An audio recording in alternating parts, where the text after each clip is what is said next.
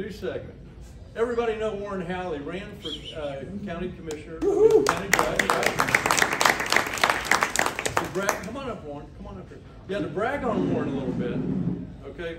Warren will never do this unless you give him some good scotch. I mean, Warren will never tell you about all the different businesses he's been involved in town. He is a self-made entrepreneur success, Houston boy all the way, and veteran of U.S. military service, right? Yeah.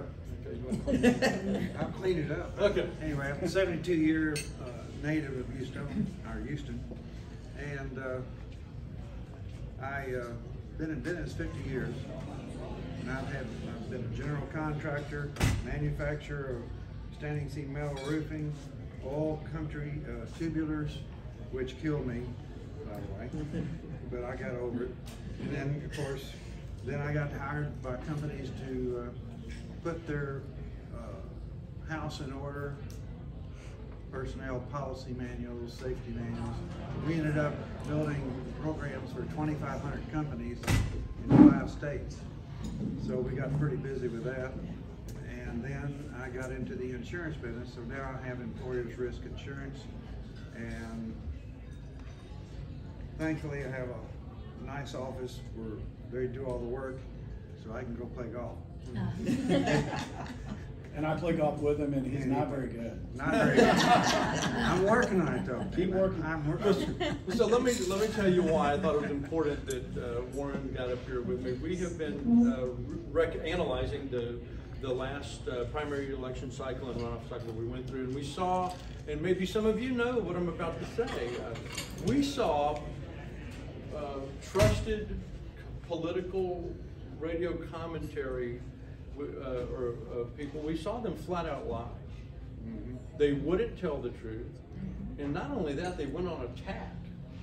They went on attack against good, solid, reputable citizen candidates. They went on attack against BIZPAC. And when they attack BIZPAC, they're attacking all of us. Because our record is impeccable. We don't even have a skirmish. I mean, we just don't even have a blemish as an organization. And of course they tried to attack me, but I'm used to that. So anyway, the point is we began talking amongst the group and others, and Warren, if you remember during his campaign, he was making 15-second sound bites in one take and getting on the radio.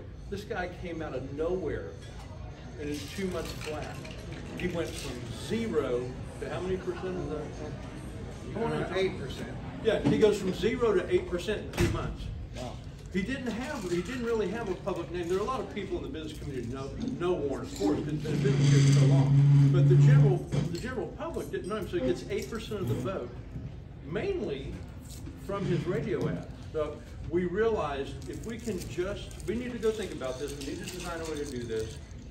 Talk with Kristen a little bit. You know, we said, hey, maybe we ought to think about getting a podcast going with our members and different heads in different areas, and profiling our membership, sponsors, business owners, of course, and just get the word out and talk to the regular person so that they're not being sucked in by these paid hatchet men. You know, an example would be there's a former trusted political commentary guy that his biggest advertiser, 60% of his advertising budget, didn't want Warren to win, didn't want Vidal to win. And so he just went at it and went at us, and then he just did it because he's owned. He's a puppet, he's owned and operated. And people are slowly starting to figure that out. And an example to prove that I'm right is his famous honky tonk nightclub. When it bankrupted, the guy that owns him took it over. And if you don't know who I'm talking about, we'll talk offline. So anyway, Can't mention names.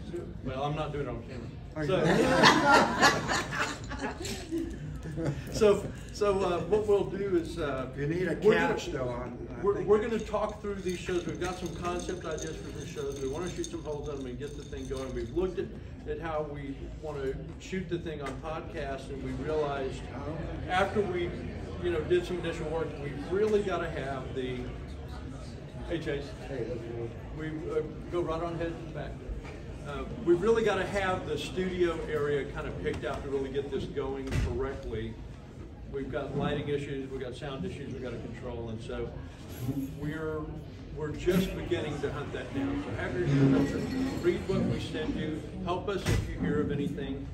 We're moving on to the next segment. But the purpose of it all is to give you the information you can't get otherwise. Yeah. So I keep a legal pad with me all the time, and when I hear something I know you're not hearing, I write it down. And so I'm filling up that pad with all sorts of things that are like the Duncanville High School event. Yes.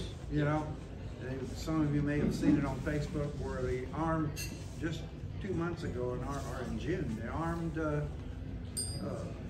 would-be mass murderer came into the school and was confronted with an armed staff member. And in 2 minutes, the police were there. All the children were put away. But you don't hear about that on the news.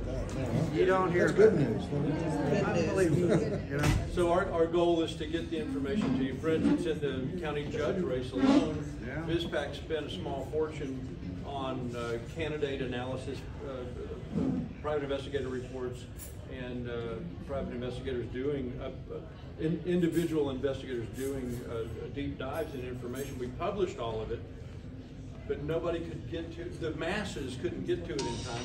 By the time they figured out that we were telling the truth, the election had happened, and they were coming over at the Republican convention. We'll talk about that in a minute. Sure. But we're going to go on to the next segment. Thank you. Thank you very much, Warren.